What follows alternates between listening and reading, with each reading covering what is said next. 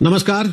केंद्रीय कृषि मंत्री नरेंद्र सिंह तोमर आजकल सबसे ज्यादा चर्चा के केंद्र में, क्योंकि एक तरफ उनके नेतृत्व में आजाद भारत के सबसे बड़े कृषि सुधारों का दावा किया जा रहा है सरकार की तरफ से, और दूसरी तरफ उन्हीं कृषि सुधारों के खिलाफ 2 महीने से देश के कई किसान संगठन देश की राजधानी दिल्ली की सीमा पर बैठे हुए हैं और उन कानूनों को वापस लेने की मांग कर रहे हैं। और इसी के साथ साथ 26 जनवरी को किसान संगठनों ने देश की राजधानी में एक बड़ी ट्रैक्टर परेड निकालने का भी ऐलान कर दिया है, जिसके लिए देश के अलग अलग हिस्सों से किसान न सिर्फ दिल्ली आ रहे हैं, बल्कि जैसा आपने देखा देश के कुछ और शहरों में जो किसान दिल्ली नहीं आ रहे, वो अपने अपने इलाकों में उनके समर्थन के लिए एकजुट हो रहे हैं। हमारे साथ इस वक्त केंद्रीय कृषि मंत्री नरेंद्र सिंह तोमर खुद मौजूद हैं इस मामले से जुड़े सारे सवालों के जवाब देने के लिए। तोमर जी, आपका स्वागत है आज तक पर। 11 दौर आपने किसानों के साथ बातचीत की। प्रधानमंत्री नरेंद्र मोदी ने भरोसा दिया, रक्षा मंत्री राजनाथ सिंह ने भरोसा दिया, गृह मंत्री अमित शाह ने भरोसा दिया। उसके बाद भी किसान संगठन कन्विंस नहीं हुए। क्यों? कहां दिक्कत आ गई? देखिए रोहित जी, भारत सरकार नरेंद्र मोदी जी के नेतृत्व में किसानों के हितों के प्रति पूरी तरह प्रतिबद्ध है। एक लंबा कालखंड व्यतीत हुआ, जिस कालखंड में देश के चाहने के बावजूद भी कृषि के क्षेत्र में जो सुधार अपेक्षित थे वो संभव नहीं हो पाए।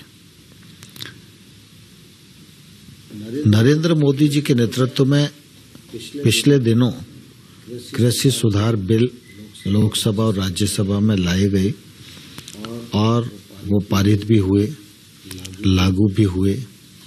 इसके माध्यम से सरकार की यह कोशिश थी कि किसानी के क्षेत्र में आमूलचूल बदलाव आए, किसान को वाजिब उसके उत्पादन के दाम मिल सके, किसान की फसल को खरीद और बिक्री पर कोई टैक्स न हो, जिससे कि टैक्स का लाभ भी किसान तक पहुंच सके, किसान महंगी फसलों की ओर आकर्षित हो सके, टेक्नोलॉजी का इस्तेमाल कर सके, वैश्विक मानकों के अनुसार खेती कर सके, वह अच्छा उत्पादन करे, अच्छा दाम प्राप्त करे, किसान की माली हालत सुधरे।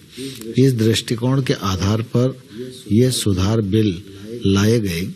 लेकिन पंजाब विशेष रूप से और उसके साथ हरियाणा और उत्तर प्रदेश के कुछ जिले, ऐसे इन जिलों में काम करने वाले जो किसान संगठन हैं, उन लोगों ने इन बिलों का विरोध करना आरंभ किया। और आप देख रहे हैं कि अभी भी आंदोलन चल रहा है, लेकिन सरकार किसानों के प्रति पूरी तरह संवेदनशील है, किसान संगठनों का भी सम्मान करती है, और इसलिए भारत सरकार ने आगे बढ़कर किसानों से सम्मान पूर्वक अनेक वार्ताओं के दौर पूरे किए हैं। लेकिन मुझे इस बात का दुख है कि जो किसान संगठन हैं वो सिर्फ कानून समाप्त करने की बात करते हैं, कानून के लाभ और हानि इस पर विश्लेषण नहीं करते, इस पर चर्चा नहीं करते। इस कारण से चर्चा किसी रास्ते पर नहीं पहुंच सकी है। हम सब लोगों ने चर्चा के दौरान उनकी कठिनाइयों को उनके वक्तव्य में समझा और समझने के बाद उसकी पहचान की। पहचान करने के बाद उनको एक लिखित प्रस्ताव भी संशोधन की दृष्टि से भेजा। लेकिन मुझे नहीं लगता कि उनको वो प्रस्ताव निरस्त करना चाहिए था, क्योंकि वो प्रस्ताव किसान के हित में हो सकते थे, उनकी मांग को पूरा करने वाले हो सकते थे और हम आगे बढ़ सकते थे। लेकिन अभी ये गतिरोध बना हुआ है और चूंकि उनकी तरफ से कोई प्रस्ताव अभी नहीं आया है, परसों जब बातचीत हुई तो मैंने ये कहा कि भाई कई बार बातचीत हो चुकी है और सरकार ने एक के बाद एक अनेक प्रस्ताव आपके समक्ष रखे हैं, लेकिन हम समझ नहीं पा रहे हैं कि आप किस प्रस्ताव पर सहमत होंगे। तो रिपील के अतिरिक्त कोई प्रस्ताव आपके मन में हो तो आप जरूर आइए, तो हम चर्चा को आगे बढ़ाएंगे, निर्णय करेंगे और निर्णय को घोषित भी करेंगे। कड़वाहट आ गई क्या? 11वें दौर के पहले आप जब प्रेस कॉन्फ्रेंस करते थे 10 दौर तक, उसमें आपका तेवर और सुर अलग होता था। आखिरी 11वें दौर की जो बातचीत हुई उसमें किसान नेताओं ने भी कहा और आपके तेवर देख के भी लगा कि इस बार आपके सुर बदले हुए। सब्र का बांध टूट गया क्या सरकार? नहीं, मैं ऐसा नहीं मानता हूँ। मैं तो कृषि मंत्री भी हूँ और किसान भी हूँ, और इसलिए किसानों के प्रति कोई गुस्सा होना और तेवर अलग होना, इसकी न तो कोई आवश्यकता है और ना ही हमने इस दौरान जरूरत महसूस की है। लेकिन कुल मिला के 11 दौर की वार्ता में जब किसान रिपील के विषय को लेकर टस से मस नहीं हो रहे थे, तो एक समय तो ये आना ही था कि हम उनको ये आग्रह करें कि भाई अभी तक हम प्रस्ताव देते रहे, अब आप प्रस्ताव लेके आइए और उस प्रस्ताव पर सरकार विचार करेगी। अगर निर्णय तक हम पहुंचेंगे तो दोनों मिलकर निर्णय को घोषित करेंगे। लेकिन 11वें दौर के बाद आपने एक तरीके से संकेत दिया कि असल में किसान नहीं, ये कोई और है जो नहीं चाहता कि आंदोलन खत्म हो। कौन है ये? नाम तो बताया नहीं आपने। देखिए, दरअसल क्या है कि सामान्य तौर पर यह बात मैंने इसलिए कही कि अगर किसान हैं और किसान संगठन हैं जिनसे मैं बात कर रहा हूं, तो स्वाभाविक रूप से किसान के हित और अहित में बातचीत होगी और वो लोग उस दिशा में बातचीत करते भी हैं, उस दिशा आगे बढ़ती भी है। लेकिन कोई तो अदृश्य ताकत है जो मसले को हल नहीं होने देना चाहती। कौन है वो अदृश्य ताकत? वो अदृश्य ताकत अभी मुझे भी दिखाई नहीं दे रही है, लेकिन मुझे ऐसा लगता है कि कुछ न कुछ ऐसी बात है जो आंदोलन समाप्त न हो इस बात पर बल देती है और हमारी वार्ता को बिगाड़ देती है। आपकी पार्टी के नेता जगह जगह नाम लेते हैं, आप किसी का नाम ही नहीं लेते। वो कभी कहते हैं कि खालिस्तानी है जो नहीं होने देना चाहते, कभी कहते हैं कि विपक्ष है, कांग्रेस पार्टी है, वो इनको जानबूझ के भड़का रही है, वो खत्म नहीं होने देना चाहती। कभी कहते हैं कि टुकड़े टुकड़े गैंग आके बैठ गया इसके अंदर, वो इसको खत्म नहीं होने देना चाहता। जो आदमी बातचीत कर रहा है वो कह रहा है कि अदृश्य ताकत है। आपको तो पहले महसूस हो जाना चाहिए था कि इन चार में से कौन है या ये चारों हैं। देखिए, दरअसल क्या होता है कि मेरे सामने किसान आंदोलन है और मैं चर्चा किसान यूनियन के साथ कर रहा हूं, तो स्वाभाविक रूप से मेरी ये कोशिश है कि किसान आंदोलन समाप्त हो और किसान की जो समस्या यदि कोई सामने आती है तो उसका निराकरण हो। और जब मैं किसान यूनियन से बात कर रहा हूं तो मेरी मान्यता ये है कि मैं किसानों की ही बात कर रहा हूं, किसानों के लिए ही बात कर रहा हूं। बाकी जब किसान यूनियन चर्चा करके जाती है तो दूसरे दिन सुर बदल जाते हैं, तो पता नहीं कौन कौन सी ताकतें उनको प्रभावित करती हैं। लेकिन मैं तो ईश्वर से यही कामना करता हूं कि सभी यूनियंस सकारात्मक रूप से विचार करें और सरकार ने आगे बढ़कर उनको प्रस्ताव दिए हैं और उन पर विचार करके निर्णय करें और सरकार के साथ मिलकर निर्णय को घोषित करें और आंदोलन की समाप्ति हो और हम सब लोग किसानों के हित में आगे बढ़ सकें। बातचीत के बाद उनके सुर बदलते हैं तो सरकार की तरफ से भी तो एनआईए के नोटिस चले जाते हैं ना उनको, और एनआईए के नोटिस जब चले जाते हैं तो उनके अंदर एक तरीके का और आक्रोश आता है। किसी नेता के ऊपर इस बात के लिए केस दर्ज हो जाता है कि वो किसान आंदोलन से जुड़ा है, लेकिन पहले कभी किसी गुरुद्वारा प्रबंधक कमेटी में रहते हुए उसने कुछ घपले किए हैं, वो अचानक ऐसे समय सामने आते हैं तो लोग जोड़ के देखते हैं ना फिर उन चीजों को भी। क्या ये समझा जाए कि दोनों तरफ से जैसे उनके सुर बदलते हैं वापस जाने के बाद, तो सरकार के भी तेवर बदलते हैं फिर एक राउंड फेल होने के बाद? नहीं, देखिए, मैं समझता हूं कि किसी भी चीज को किसान आंदोलन से जोड़ना उचित नहीं है, क्योंकि आपने मुझे पूछा तो मैंने नहीं कहा कि कौन सी ताकत है। मैं भी कोई आरोप लगा सकता हूं, लेकिन मैं ये मानता हूं कि हमारा उद्देश्य किसान की समस्या को हल करना। किसान अगर आंदोलन पर है तो उनके नेताओं से बातचीत करना और रास्ता निकालना। इसी प्रकार से देश में अनेक संस्थाएं हैं, अनेक राज्य सरकारें हैं, उनकी अपनी जवाबदारियां हैं, उनके अपने अधिकार हैं, उन संस्थाओं का कुछ निश्चित उद्देश्य है।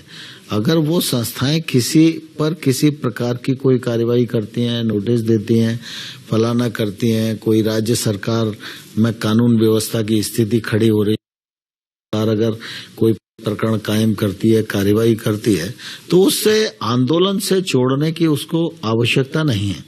कुल मिला के एक बड़ा मोटा सा रास्ता है।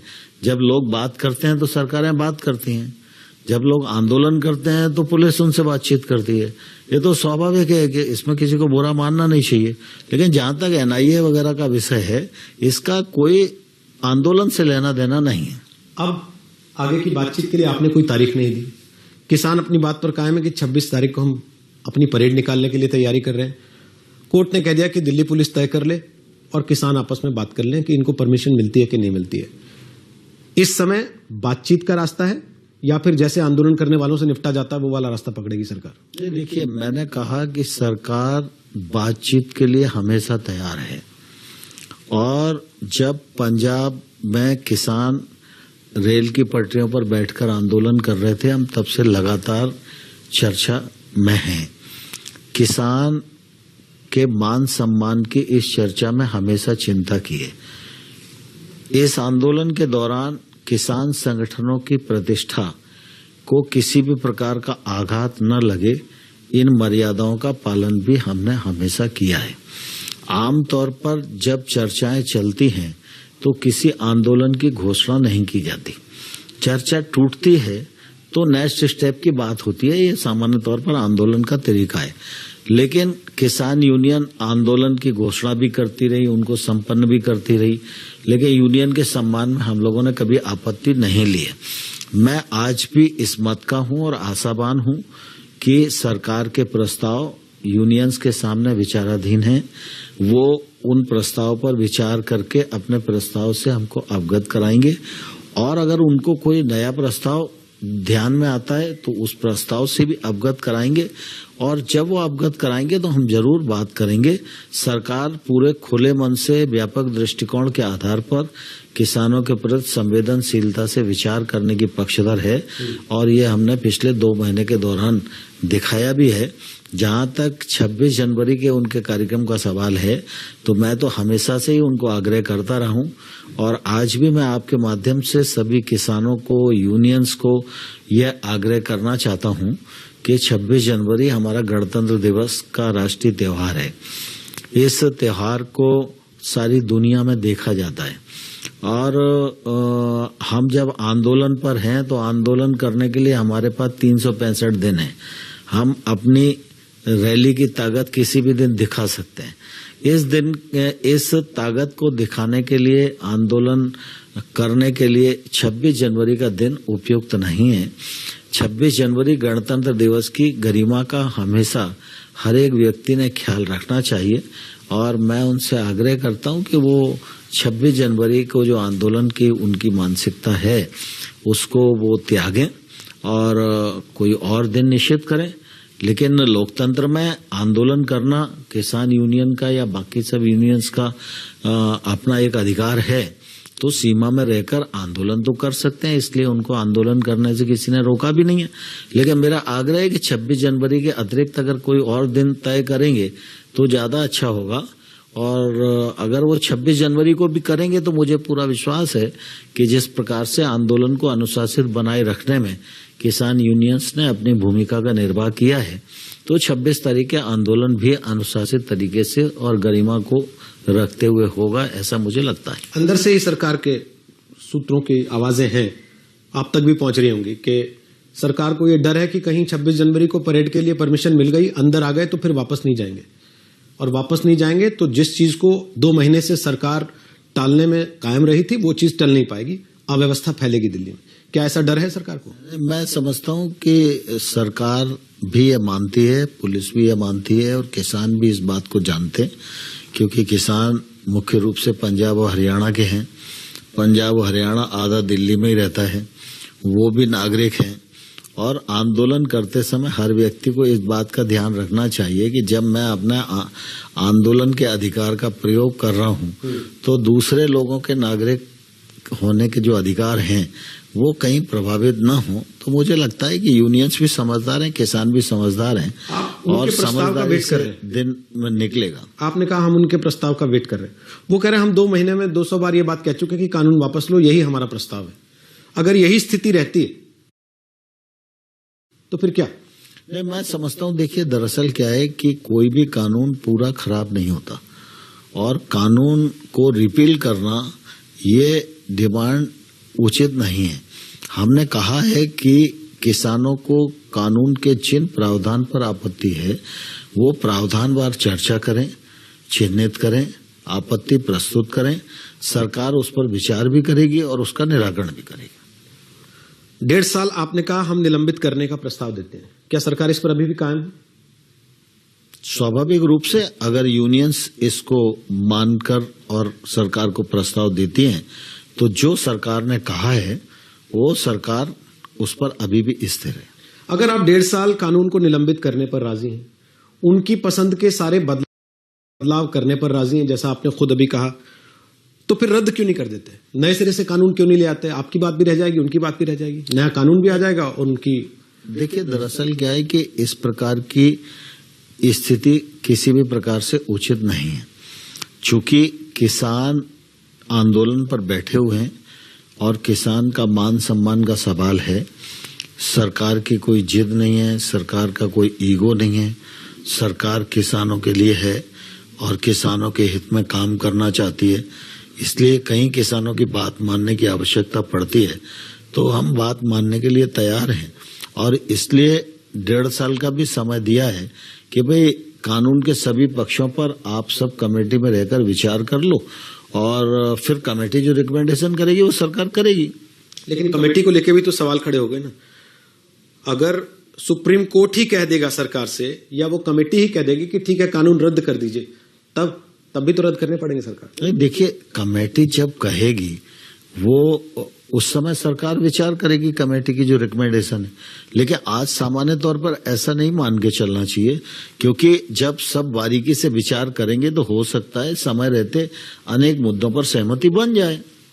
गेंद अभी कृषि मंत्री के पाले में ही है या गृह मंत्री के पाले में चली गई है कि अब मामला बातचीत से हटके लॉ एंड ऑर्डर पे आ गया है? तो आप देखिए, हमने तो जितना करना था कर लिया। मैं समझता हूं कि कुल मिला के कृषि मंत्रालय और किसानों के बीच में चर्चा अभी एक तौर से स्थगित हुई है और जब किसान विचार करके कोई प्रस्ताव देंगे तो इस पर बातचीत निश्चित रूप से की जा सकती है और मुझे आशा है कि कोई ना कोई समाधान तो आने वाले कल में निकलेगा ही।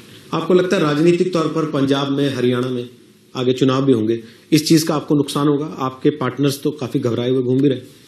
देखिए, दरअसल क्या है कि हर चीज को बोर्ड से तौलना, ये मानसिकता है, इसी मानसिकता के कारण देश को बड़ा नुकसान हुआ है एक लंबे कालखंड में। प्रधानमंत्री मोदी जी एक ऐसे नेता हैं जो बोर्ड की परवाह किए बिना देश हित के लिए निर्णय करते हैं। पिछले दिनों आप सबने देखा कि जब दूसरी बार मोदी जी प्रधानमंत्री बने तो सरकार बनी थी।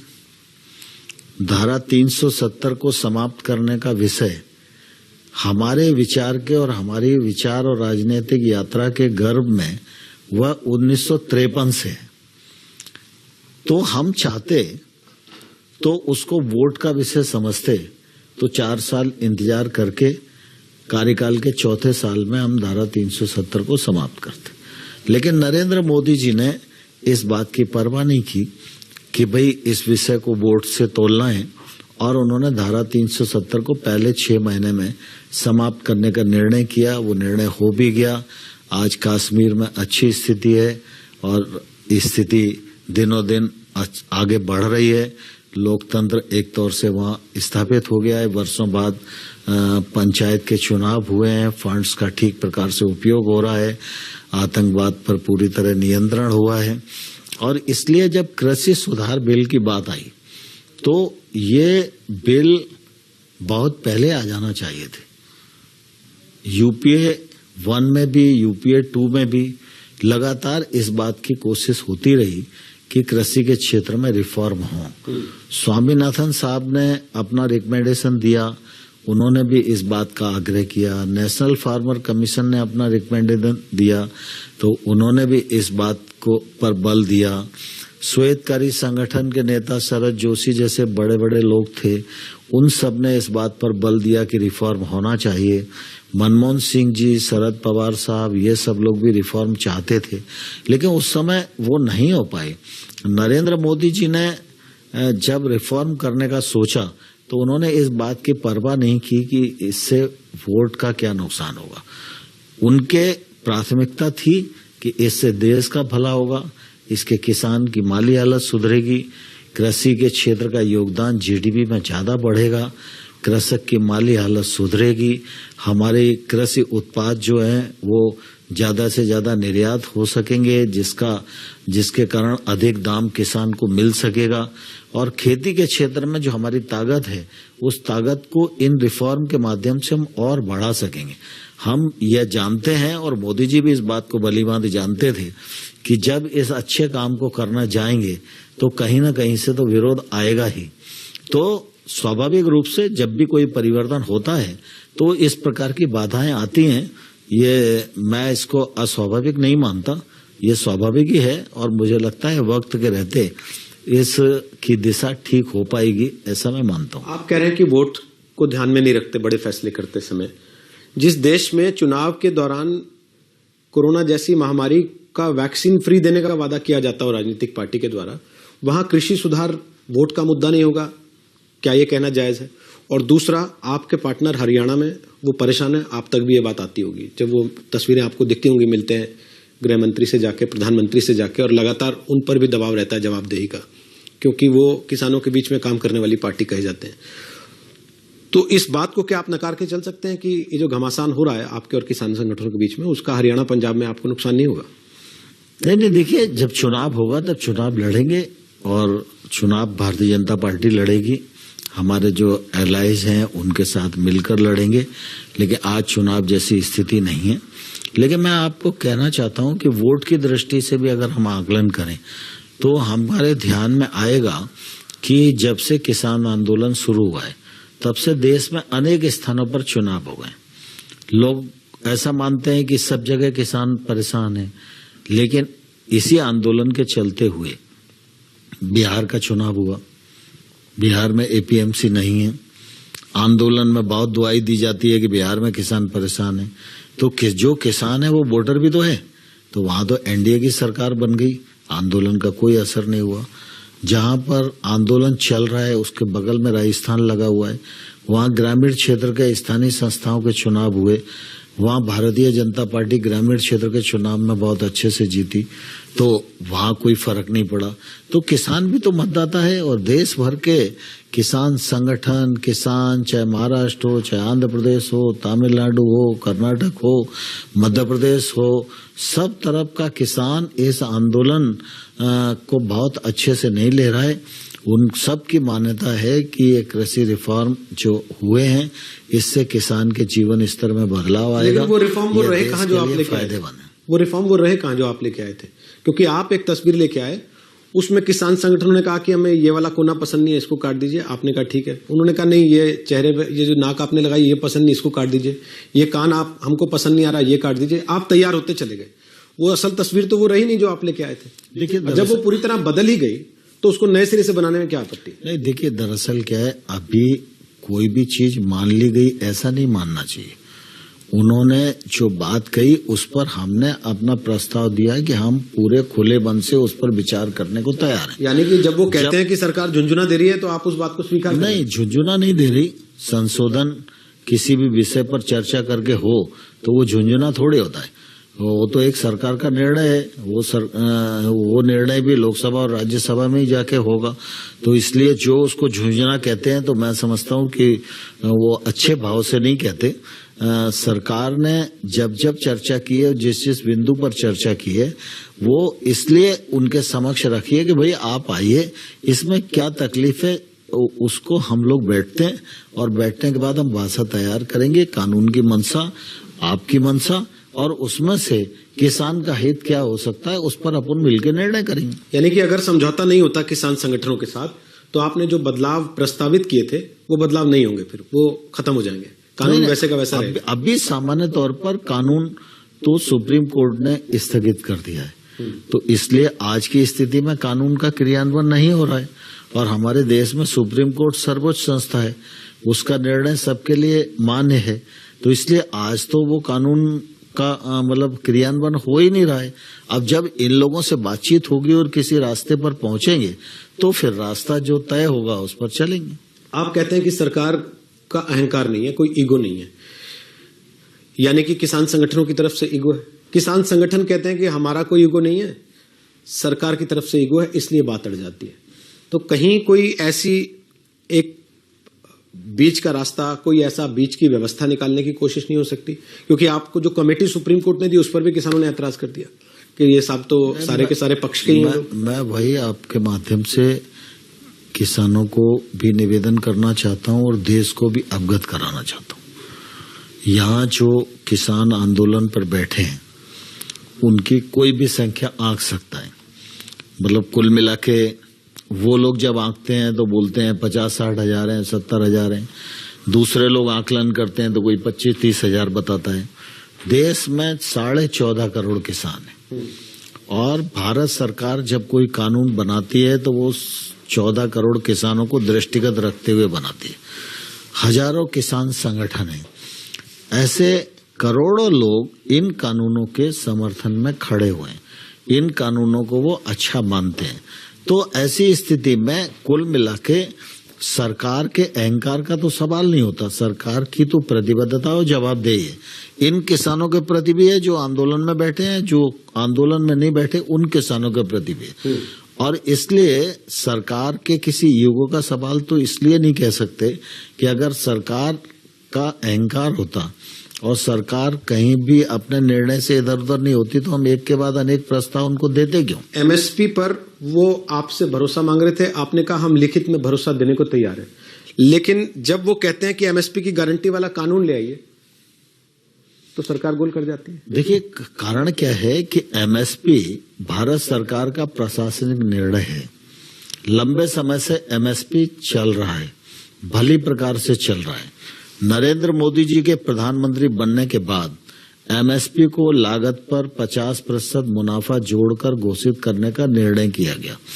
उसका लाभ पूरे देश के किसानों को आज मिल रहा है। एमएसपी पर खरीद का वॉल्यूम बढ़ाया गया। यूपीए के 10 साल देखें और नरेंद्र मोदी जी के 6 साल देखें तो मुझे लगता है शायद दोगुने से ज्यादा राशि की खरीद न्यूनतम समर्थन मूल्य पर नरेंद्र मोदी जी की सरकार ने की है। पहले गेहूं और धान ही खरीदा जाता था। मोदी जी ने के आने के बाद अब दलहन और तिलहन की भी खरीद नेफेड के माध्यम से की जाती है। और एमएसपी और मजबूत हो और सुदृढ़ हो, सरकार इस दिशा में निरंतर विचार करती रहती है। और हमने उनको कहा था कि जो एमएसपी पर आप शंका खड़ी कर रहे हैं ये शंका करने का कोई कारण नहीं है। एमएसपी जारी थी, है और आने वाले कल में भी रहेगी। एमएसपी गारंटी का कानून लाने का कोई विचार नहीं है सरकार का? मतलब नहीं, मेरा कहना यह है ना कि कुल मिला के हर चीज कानून के माध्यम से ही हल नहीं होती। अगर एमएसपी प्रशासकीय निर्णय के आधार पर अच्छा चल रहा है तो मैं समझता हूं उससे कहीं कोई तकलीफ किसी को है ही नहीं। मतलब कानून नहीं आएगा ना, ये बात साफ है। उनको बता दिया आप लोगों ने मैंने हम कानून नहीं लाएंगे। मैंने इसीलिए उन्हें कहा कि भाई एमएसपी पर अगर विचार करना है तो हम लोग सामूहिक रूप से कोई टीम बना सकते हैं। वो टीम एमएसपी के विभिन्न पक्षों पर विचार करे और फिर वो रिकमेंड करे सरकार को कि भाई किसान को अधिक लाभ और कैसे हो सकता है। फिर उस रिकमेंडेशन पर सरकार विचार करेगी। सरकार के भीतर विचार हो रहा है 26 तारीख के कार्यक्रम को लेकर, क्या करें क्या ना करें, करने दें ना करने दें? नहीं, 26 तारीख का जो आंदोलन है उस मामले में जो संबंधित संस्थाएं भारत सरकार की और दिल्ली सरकार की हैं वो अपना बातचीत करेंगी और वो उनकी बातचीत मैं समझता हूं चल भी रही है। किसान संगठन कह रहे हैं, हम तो खुद ही कह रहे हैं कि गणतंत्र दिवस सबका होता है। सरकार के मंत्री हमको बुलाते रहे चर्चा के लिए, आ जाएं हमारे साथ, हम भी तिरंगा लेके चलेंगे, वो भी चलें। नहीं, 26 जनवरी का त्योहार गणतंत्र दिवस का त्योहार है, उसकी अपनी मर्यादा है। उस दिन मैं फिर कहूंगा कि आंदोलन नहीं होना चाहिए, लेकिन वो फिर भी करते हैं तो अनुशासन बनाए रखें, कोई घटना दुर्घटना ना हो, इसकी जवाबदारी किसानों को लेनी चाहिए। और मैं समझता हूं कि बाकी सब लोग अपने अपने स्थान पर 26 जनवरी का त्योहार मनाएं। मैं उनको अपनी ओर से बहुत शुभकामनाएं देना चाहता हूं और किसानों को यह भी कहना चाहता हूं कि नए कृषि सुधार बिल के माध्यम से जो भ्रम फैलाया जा रहा है कि किसानों की जमीन चली जाएगी, इससे बड़ा सफेद झूठ आज के समय में धरती पर विद्यमान नहीं है। लेकिन तोमर जी, इतनी मजबूत सरकार हो केंद्र में और उसके बावजूद वो समझाने में नाकाम रहे, और जो विपक्ष जिसके ऊपर आरोप लगातार आपकी सरकार लगा रही है कि इन्होंने भ्रम फैला दिया, वो भ्रम फैलाने में कामयाब हो जाए, तो ये भी तो सरकार के लिए कोई बहुत अच्छा संकेत नहीं है। नहीं, मैं समझता हूँ कई बार ऐसी परिस्थितियां रोहित जी होती हैं और नकारात्मक चीज ज्यादा तेजी के साथ चल जाती है, और मैं समझता हूँ कि जो परिस्थिति है वो देश के लिए बिल्कुल भी इस समय उपयुक्त नहीं है। कृषि सुधार बिल यह किसान के जीवन स्तर में बदलाव लाने वाले हैं और खेती को समृद्धि का सौदा बनाने वाले हैं। इसलिए मैं फिर कहूंगा आंदोलनकारी किसानों को कि देश के करोड़ों करोड़ किसान जो इनके बिल के समर्थन में खड़े हैं, उनके समर्थन को वो देखें और अपने निर्णय पर पुनर्विचार करें, सरकार को निर्णय से अवगत कराएं। सरकार खुले मन से उनके साथ चर्चा के लिए तैयार है। 11 एपिसोड में तो आजकल वेब सीरीज खत्म हो जाती है। सीजन 2 की तारीख आप देंगे कि किसानों से ही वेट करेंगे कि ये देंगे? मैं समझता हूँ कि वो लोग विचार कर रहे हैं। हम लोगों की परसों जो बातचीत हुई थी, उन्होंने कल का दिन है तो अभी विचार विमर्श चल रहा होगा। विचार विमर्श के बाद जब वो हमको अवगत कराएंगे तो निश्चित रूप से हम बातचीत को आगे बढ़ाएंगे। हमने उस दिन भी कहा है। बहुत बहुत धन्यवाद नरेंद्र सिंह तोमर जी, आज तक पर आने के लिए, हमसे बात करने के लिए। केंद्रीय कृषि मंत्री नरेंद्र सिंह तोमर 2 चीजों पर साफ हैं। एमएसपी पर कानून लाने का फिलहाल कम से कम सरकार का कोई इरादा नहीं, लेकिन विचार करने के लिए सरकार का मंच खुला है, वो उसके लिए आमंत्रित कर रहे हैं। और दूसरा कि अब गेंद किसानों के पाले में है, बातचीत किसानों की तरफ से प्रस्ताव आएगा तब आगे बढ़ेगी और सरकार इसका इंतजार कर रही है। सईद अंसारी, वापस आपके पास।